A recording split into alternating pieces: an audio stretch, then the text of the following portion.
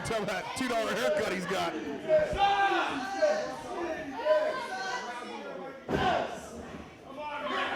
So who do you two big men have tonight? Are you singles? You guys teaming up? You see that fat Seth Rogen looking idiot right there? Yes. He's one of them. Keith's the other one. So I can tell you right now, it'll be 8 minutes. We're going to go home victorious, and we're going to go drink and get someone pregnant. Two things I love most. Drinking Patron and knocking somebody. What a combination. What I'm going to say about these guys, they're both pretty evenly matched when you say as far as bodybuilding experience. Well, what I can also say about him is Big Ugly and I have spilt more liquor on the carpet than these guys have ever made money in this business.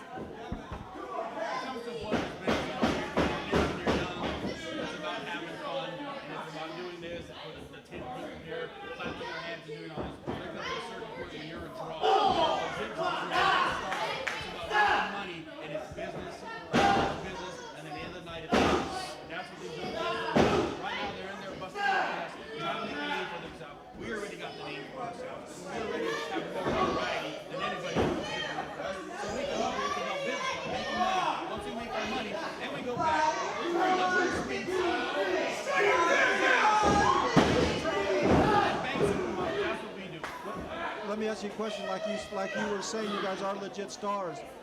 These guys started just like you guys did. No, they didn't. No, they didn't. See, what you got to see, when we were trained by two individuals who were bad men that saw something inside of us. We didn't go down to the local street corner and pay someone $50 and 2 bottle caps and try to train us for 2 weeks and then we'll get a match over at Tito's gym. All right? We were actually booked on a show, like my brother said, that was promoted, and pretty soon they had to get matches with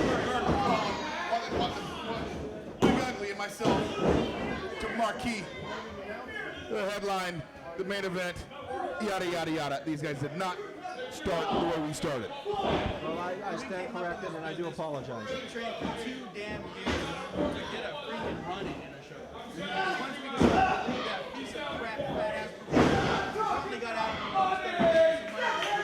And we right away started off with the talent we had, and the mic skills that we had, and the way that people were drawn to us, started making money from day one. We never had to show up 9 hours early, set up chairs, do the ring, go do flyers, all that. We showed up, we were able to ask for our friends and got it, and went back to our because you know why? Because we are that damn good, we have that much damn talent, and we tell anybody in the world who come up against us, and we'll prove why we are the #1 team. If you don't mind asking, Big Ugly, I'll ask whatever you want to ask. I was just wondering if if we could get a little background on where you started, where you broke in. We started out basically Hitler's dungeon down in the Bay Area. I don't want to mention that fool's name. But we were trained by a real credible guy by the name of Mike Modest. Once he left that place, the Blanchers actually went their own way. My brother here came up there before we moved down to Memphis for a while. I stayed down back in Sacramento. Later moved down to Fresno, a guy by the name of Brian Ward. And it wasn't until about 5 years later I actually ran into my brothers again. We started making more money than we were ever making before because, the Blanchers as a tag team is good, Ugly as a singles is good, us together as a group is great. Unstoppable. And there's also another fourth member of the equation who's going to get out on by the name of David Sorrow. And with that guy's in the ring with any of us, whether we're painting the town red or whether we're in the ring doing what we do, we're back in the hotel suite with 15 supermodels each.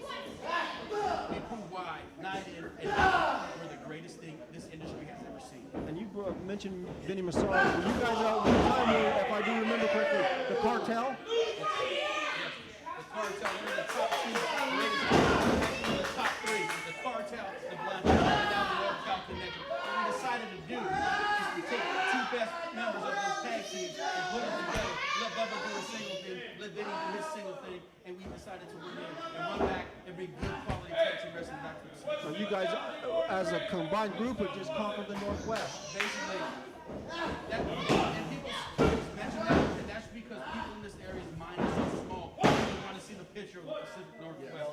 We own the damn whole West Coast, whether we live in Florida, back in New York, Texas, even down in Mexico City. Those damn Spaniards know the Blanchard cartel. Absolutely. They can't say anything else in English, but they can say that damn name. That's the praise we get. And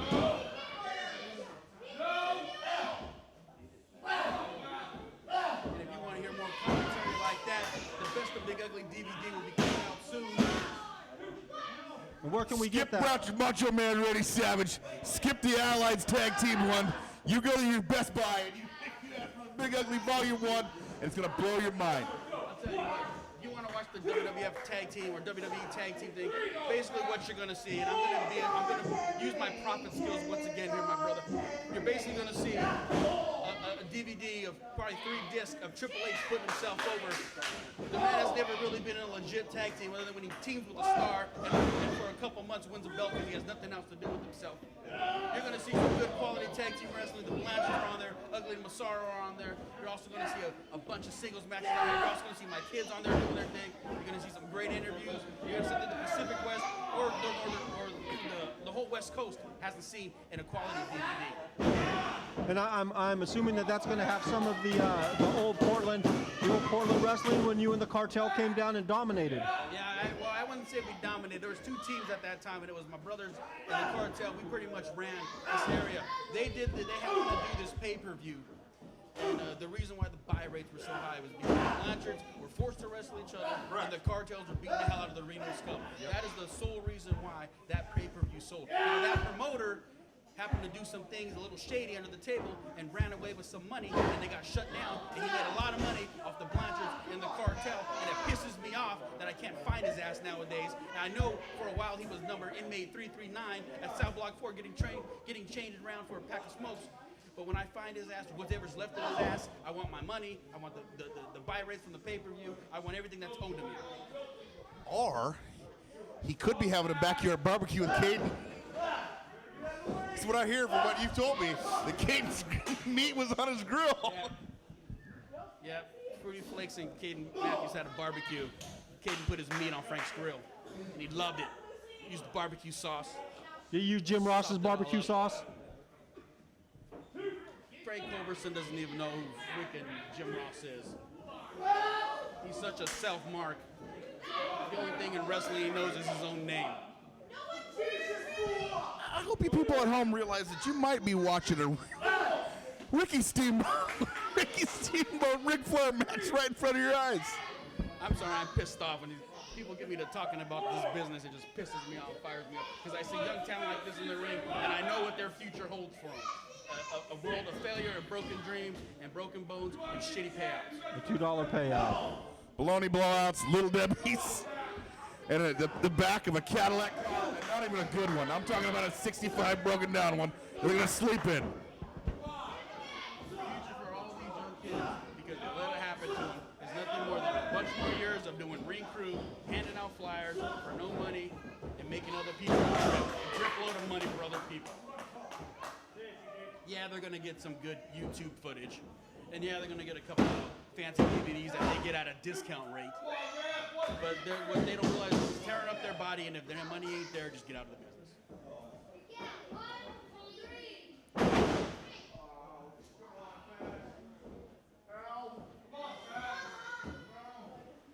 So this CJ guy, if I'm not mistaken, was partners with DeMarcus James for a while. That is correct, D-Mob. And yeah, and you and the other brother, Bubba, had some matches. I remember watching some of that stuff you guys had. Wasn't DeMarcus the one you guys put in the hospital for a while in the chair shot? Yeah, DeMarcus, our brother Bubba decided to go ahead and use a steel chair, and the next thing you know, it was convulsions and seizures and spitting out foam out the mouth. And an ambulance came, and it was worse than Andy Kaufman and Jerry Lawler. You see, and then that's exactly what I'm talking about. Not to keep rambling or harboring on the fact.